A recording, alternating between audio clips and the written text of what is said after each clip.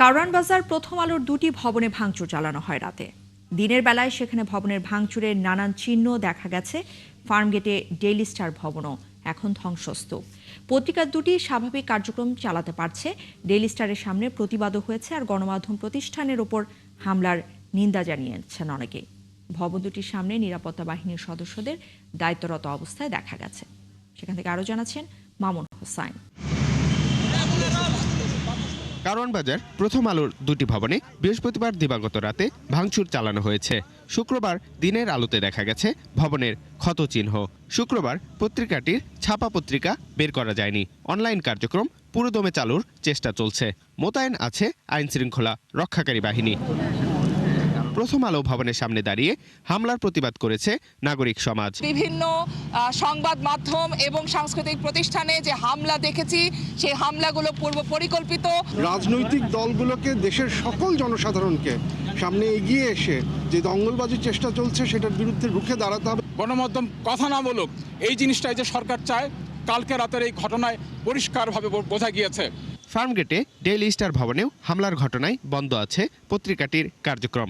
সেখানেও ভবনের ভেতরে বাইরে দেখা গেছে ক্ষয়ক্ষতির চিহ্ন। ডেইলি স্টার ভবনের সামনেও বাড়তি পুলিশ দেখা গেছে। ভবনের সামনে প্রতিবাদ করেছে নাগরিক কোয়ালিশন নামের একটি সংগঠন। ডেইলি স্টার যে জায়গায় অবস্থিত, প্রথম আলো যে জায়গায় অবস্থিত, ছায়ানট ভবন যে জায়গায় অবস্থিত, এগুলো হচ্ছে আমাদের দেশের রাজধানীর কেন্দ্রবিন্দুতে।